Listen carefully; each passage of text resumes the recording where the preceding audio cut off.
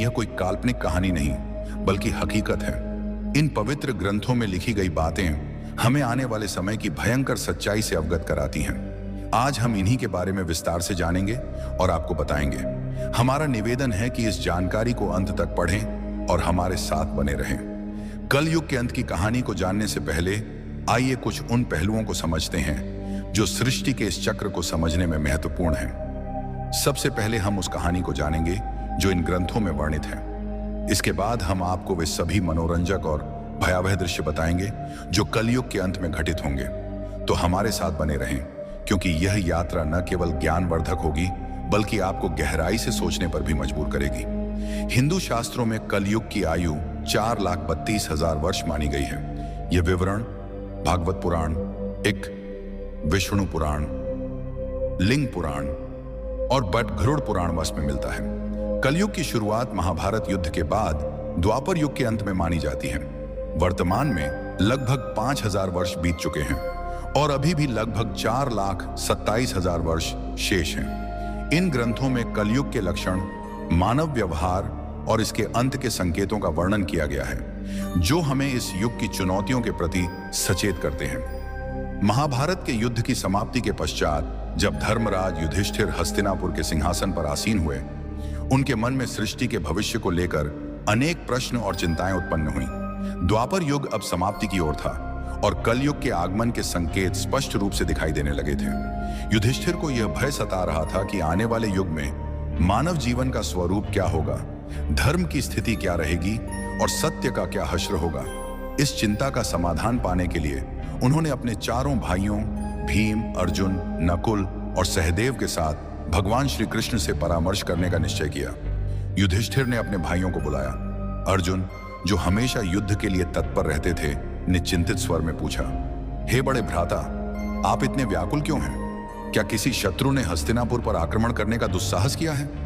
यदि ऐसा है तो आप आज्ञा दीजिए, मैं अभी जाकर उसका नाश कर दूंगा। युधिष्ठिर ने गहरी सांस लेते हुए कहा, हे अर्जुन, मैं तुम्हारे पराक्रम से भली भांति परिचित हूं। इस पृथ्वी पर कोई भी शत्रु इतना साहसी नहीं कि हस्तिनापुर पर आक्रमण का विचार भी करे।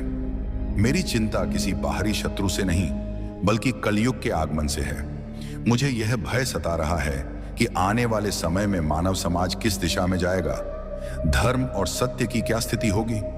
भीम, जो अपने बड़े भाई की हर चिंता में सहभागी होते थे, बोले, हे भैया, आपकी चिंता हमारे मन में भी भय और अनिश्चितता उत्पन्न कर रही है। कृपया हमें बताइए कि कौन सा संकट हमारे सामने है। युधिष्ठिर ने गंभीर स्वर में उत्तर दिया, हे भीम, तुम ठीक कहते हो। एक भयंकर संकट आने वाला है। मैं कल युग के प्रभावों के बारे में सोचकर चिंतित हूं। इसलिए मैंने निश्चय किया है कि हमें द्वारिकाधीश श्री कृष्ण के पास जाना चाहिए। केवल वही हमें इस चिंता से मुक्ति दिला सकते हैं। सभी पांडवों ने युधिष्ठिर की बात से सहमति जताई। अर्जुन ने कहा, आप सत्य कह रहे हैं भैया। श्री कृष्ण ही इस समय सबसे ज्ञानी और भविष्य दृष्टा हैं। हमें उनके पास जाना चाहिए। भीम ने भी उत्साहपूर्वक कहा, हे धर्मराज, मैं आपके साथ हूं। हम सब द्वारिका चलकर श्री कृष्ण से परामर्श करेंगे। इस प्रकार सभी पांडव द्वारिका की ओर प्रस्थान करने लगे। द्वारिका की पवित्र नगरी में पहुंचकर पांडवों का भगवान श्री कृष्ण ने हार्दिक स्वागत किया। युधिष्ठिर ने उनके चरणों में प्रणाम करते हुए कहा, हे केशव, आपको बारंबार नमस्कार। आप तो अंतर्जनानी हैं। द्वापर युग अब समाप्त होने वाला है और कल युग के संकेत दिखाई दे रहे हैं। मैं यह जानना चाहता हूं कि कल युग में मानव का स्वभाव और आचरण कैसा होगा, वह किन कर्मों में लिप्त होगा और मोक्ष प्राप्ति के लिए उसे क्या करना होगा। श्री कृष्ण ने मुस्कुराते हुए कहा, हे धर्मराज, आपकी जिज्ञासा उचित है। कलयुग के प्रभावों को समझना अत्यंत महत्वपूर्ण है, किंतु इसका उत्तर मैं आपको सीधे नहीं दे सकता। इसके लिए आपको और आपके भाइयों को कुछ विशेष अनुभव प्राप्त करने होंगे। युधिष्ठिर ने उत्सुकता से पूछा, हे माधव, आप जिस प्रकार की परीक्षा की बात कर रहे हैं, उसके लिए हमें क्या करना होगा? श्री कृष्ण ने कहा, हे महाराज, आपको और आपके चारों भाइयों को अलग अलग दिशाओं में स्थित घने और रहस्यमय वनों में जाना होगा। वहां आपको कुछ विचित्र और अद्भुत दृश्य दिखाई देंगे। उन अनुभवों को मेरे पास लौटकर साझा करें, तब मैं आपको कलयुग के प्रभावों के बारे में विस्तार से बताऊंगा। युधिष्ठिर ने कहा, जैसी आपकी आज्ञा केशव। आप जिस स्थान की ओर संकेत करेंगे हम वहां जाने को तैयार हैं। श्री कृष्ण ने कहा, आप और आपके भाई अलग अलग दिशाओं में जाइए, वहां भयंकर वन है।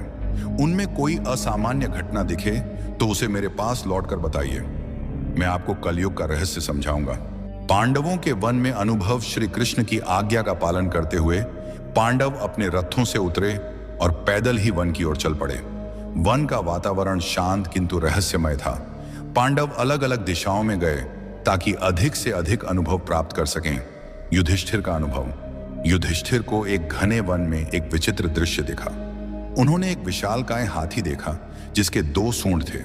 ये हाथी अपनी दोनों सूंडों से वन के पेड़ों को उखाड़ रहा था, मानो उसकी शक्ति अतुलनीय हो। युधिष्ठिर आश्चर्यचकित हो गए और सोचने लगे कि यह दृश्य क्या संकेत देता है। अर्जुन का अनुभव।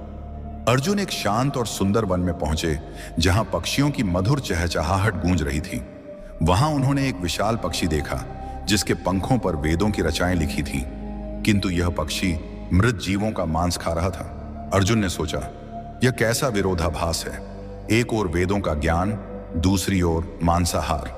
भीम का अनुभव। भीम एक हरे भरे चारागाह में पहुंचे जहां गायों का झुंड चल रहा था।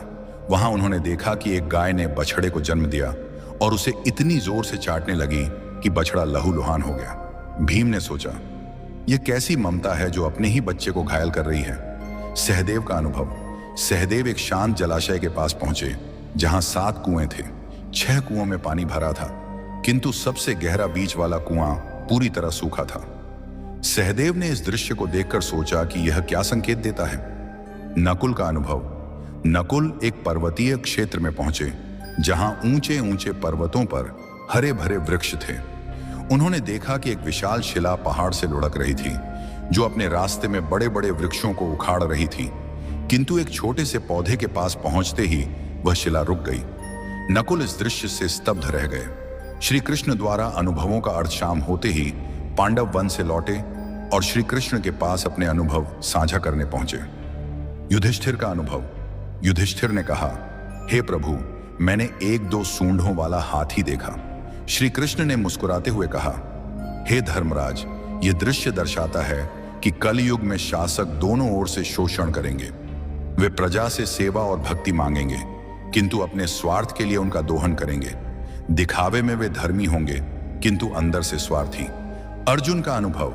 अर्जुन ने बताया, प्रभु, मैंने एक पक्षी देखा जिसके पंखों पर वेदों की रचाएं थीं, किंतु वह मांस खा रहा था। श्री कृष्ण ने कहा, हे अर्जुन, कलयुग में विद्वान और पंडित कहलाने वाले लोग ज्ञान तो रखेंगे, किंतु उनका हृदय पवित्र नहीं होगा। वे धर्म और वेदों का उपयोग केवल धन कमाने के लिए करेंगे। भीम का अनुभव। भीम ने कहा, प्रभु, मैंने एक गाय को अपने बछड़े को इतना चाटते देखा कि वह घायल हो गया। श्री कृष्ण ने उत्तर दिया, हे भीम, कलयुग में माता पिता का अत्यधिक स्नेह बच्चों को आत्मनिर्भर बनने से रोकेगा। उनकी ममता बच्चों के लिए बाधा बन जाएगी। सहदेव का अनुभव। सहदेव ने बताया, प्रभु, मैंने 7 कुओं में से बीच का सबसे गहरा कुआं सूखा देखा। श्री कृष्ण ने कहा, हे सहदेव, कलयुग में लोग दिखावे में धनवान होंगे, किंतु अपने पड़ोसियों की भूख प्यास की परवाह नहीं करेंगे। स्वार्थ इस युग की पहचान होगा।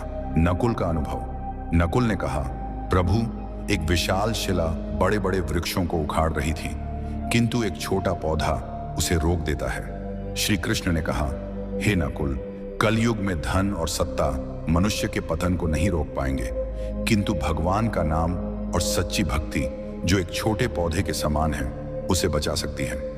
गरुड़ पुराण में एक प्रसंग में गरुड़ जी ने भगवान विष्णु से प्रश्न किया, हे प्रभु, 4 युगों सतयुग, त्रेता युग, द्वापर युग और कलयुग में कलयुग को सबसे भयावह क्यों माना जाता है?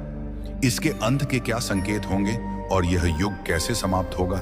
भगवान विष्णु ने उत्तर दिया, हे गरुड़, कलयुग में अधर्म, स्वार्थ और पाप का बोलबाला होगा। इसके अंत के समय कुछ विशेष संकेत प्रकट होंगे जो सृष्टि के विनाश की ओर इशारा करेंगे। आइए इन 5 प्रमुख संकेतों को एक एक करके विस्तार से समझते हैं। 1. मानव आयु का ह्रास। कल युग के अंत में मानव जीवन की आयु अत्यंत कम होकर मात्र 20 वर्ष रह जाएगी। लोग 12 वर्ष की आयु में ही वृद्धावस्था के लक्षण दिखाने लगेंगे। उनके बाल सफेद हो जाएंगे, चेहरों पर झुर्रियां पड़ जाएंगी और शरीर कमजोर व रोगग्रस्त हो जाएगा। यह शारीरिक पतन मानव की जीवन शैली और नैतिकता के ह्रास का परिणाम होगा। लोग अस्वास्थ्यकर भोजन, अनियमित दिनचर्या और तनावग्रस्त जीवन जीने के कारण शारीरिक और मानसिक रूप से कमजोर हो जाएंगे। स्त्रियां 8 से 9 वर्ष की अल्पायु में ही संतान को जन्म देने लगेंगी, लेकिन उनकी शारीरिक स्थिति इतनी कमजोर होगी कि वे बच्चों का पालन पोषण ठीक से नहीं कर पाएंगी। बच्चे कुपोषण और कमजोरी के शिकार होंगे, जिससे समाज में अस्वस्थ और कमजोर पीढ़ियां उत्पन्न होंगी। इस कारण पारिवारिक और सामाजिक संरचना पूरी तरह चरमरा जाएगी। लोग अपनी भौतिक आवश्यकताओं की पूर्ति में इतने व्यस्त रहेंगे कि परिवार और रिश्तों के प्रति उदासीन हो जाएंगे। यह संकेत कलयुग के उस दौर को दर्शाता है जहां मानव की शारीरिक और मानसिक शक्ति का पूर्ण ह्रास हो जाएगा। समाज में अव्यवस्था, अशांति और अराजकता का बोलबाला होगा। लोग एक दूसरे के प्रति प्रेम और विश्वास खो देंगे और स्वार्थ ही जीवन का आधार बन जाएगा। यह स्थिति हमें चेतावनी देती है कि शारीरिक और मानसिक स्वास्थ्य को बनाए रखने के लिए संतुलित जीवन शैली और नैतिकता का पालन आवश्यक है। तो पतिव्रता स्त्रियों का लोभ। कलयुग के अंत में नैतिकता और धर्म का इतना ह्रास हो जाएगा कि पतिव्रता स्त्रियां लगभग लुप्त हो जाएंगी। एक स्त्री कई पुरुषों के साथ संबंध स्थापित करेगी, जो सामाजिक और नैतिक पतन का स्पष्ट संकेत होगा। लोग धार्मिक कार्यों जैसे पूजा पाठ, श्राद्ध, अंतिम संस्कार और विवाह जैसे संस्कारों को पूरी तरह त्याग देंगे। जल की कमी के कारण लोग स्नान करना बंद कर देंगे, जिससे शारीरिक और आध्यात्मिक शुद्धता नष्ट हो जाएगी। भोजन में मांसाहार का प्रभुत्व होगा और सात्विक भोजन जैसे फल, सब्जियां और अनाज दुर्लभ हो जाएंगे। लोग चमकीले, तंग और भड़कीले वस्त्र पहनेंगे, जो उनकी भौतिकता और आध्यात्मिकता से दूरी को दर्शाएंगे। समाज में स्वार्थ, लालच और छल कपट का बोलबाला होगा। रिश्तों में विश्वास की कमी हो जाएगी और लोग केवल अपनी सुख सुविधाओं के लिए जिएंगे। यह संकेत समाज में नैतिकता के पतन और रिश्तों के टूटने की स्थिति को दर्शाता है। लोग धर्म और कर्तव्यों से विमुख होकर केवल सांसारिक सुखों की तलाश में रहेंगे। यह स्थिति सामाजिक अविश्वास, अशांति और अनैतिकता को बढ़ावा देगी। गरुड़ पुराण हमें सिखाता है कि धर्म और नैतिकता का पालन ही समाज को स्थिर और सौहार्दपूर्ण बनाए रख सकता है। 3. वृक्षों का फलहीन होना। कलयुग के अंत में प्रकृति का भीषण विनाश होगा। वृक्ष फल और फूल देना बंद कर देंगे और केवल शमी वृक्ष ही जीवित रहेंगे। लोग शाकाहार को पूरी तरह त्याग देंगे और मांसाहार पर निर्भर हो जाएंगे। भोजन तामसिक और रोगकारी होगा, जिससे लोग कम उम्र में ही बीमारियों का शिकार हो जाएंगे। गायों की पूजा बंद हो जाएगी और उन्हें केवल दूध और मांस के लिए पाला जाएगा। यह संकेत प्रकृति के प्रति मानव की लापरवाही और अंधाधुंध दोहन का परिणाम है। वनों की कटाई, पर्यावरण प्रदूषण और प्राकृतिक संसाधनों के दुरुपयोग के कारण प्रकृति का संतुलन बिगड़ जाएगा। वृक्षों का फलहीन होना और प्राकृतिक संसाधनों का ह्रास पर्यावरणीय असंतुलन को और गहरा कर देगा। समाज में भोजन की कमी के कारण लोग भूख और कुपोषण से ग्रस्त होंगे। यह स्थिति हमें पर्यावरण संरक्षण और प्रकृति के प्रति सम्मान की महत्ता सिखाती है। 4. अल्पवृष्टि। कलयुग के अंत में वर्षा अत्यंत कम हो जाएगी। खेतों में अनाज का उत्पादन बंद हो जाएगा और जो थोड़ा बहुत अनाज होगा वह छोटा, रसहीन और पौष्टिकता से रहित होगा। फलों में रस का अभाव हो जाएगा, जिससे लोग भूख और प्यास से तड़पने लगेंगे। केवल बकरियों का दूध ही उपलब्ध होगा, जो प्राकृतिक संसाधनों की कमी को दर्शाता है। यह स्थिति सामाजिक और आर्थिक संकट को और गहरा कर देगी। लोग जीवन की मूलभूत आवश्यकताओं जैसे भोजन और जल के लिए संघर्ष करेंगे। खेती और कृषि कार्य पूरी तरह ठप हो जाएंगे, जिससे समाज में भुखमरी, अशांति और हिंसा बढ़ेगी। यह संकेत पर्यावरणीय विनाश और मानव की लापरवाही का परिणाम है, जो हमें प्रकृति के संरक्षण और संतुलित जीवन की आवश्यकता की याद दिलाता है। कलयुग के अंत का सबसे भयावह संकेत होगा 7 सूर्यों का उदय। भगवान विष्णु सूर्य की किरणों में विराजमान होकर पृथ्वी का सारा जल सोख लेंगे। 7 सूर्यों की तीव्र गर्मी से संपूर्ण सृष्टि जलकर राख हो जाएगी। इसके बाद भगवान विष्णु रुद्र रूप में मेघ उत्पन्न करेंगे, जो 100 वर्षों तक निरंतर भयंकर वर्षा करेंगे। यह वर्षा सृष्टि को जलमग्न कर देगी और संपूर्ण संसार का अंत हो जाएगा। यह प्रलय सृष्टि के चक्र का एक हिस्सा है, जो संहार के बाद नई शुरुआत की ओर ले जाता है। जब पाप और अधर्म अपनी चरम सीमा पर पहुंच जाएंगे, तब सृष्टि का अंत अनिवार्य हो जाएगा। यह संकेत हमें सिखाता है कि सृष्टि का प्रत्येक चक्र एक नई शुरुआत का मार्ग प्रशस्त करता है और धर्म का पालन ही हमें इस चक्र में सकारात्मक योगदान देने के लिए प्रेरित करता है। भगवान विष्णु ने गरुड़ जी से कहा, यह विनाश केवल अंत नहीं बल्कि एक नई सृष्टि की शुरुआत है। जब यह सृष्टि नष्ट हो जाएगी, तब परमात्मा अपनी इच्छा से एक नई, शुद्ध और पवित्र सृष्टि की रचना करेंगे। इस नई सृष्टि में धर्म, सत्य और आध्यात्मिकता का पुनरुत्थान होगा। केवल वे जीव इस नई सृष्टि में स्थान पाएंगे जिन्होंने धर्म और सत्य का पालन किया होगा।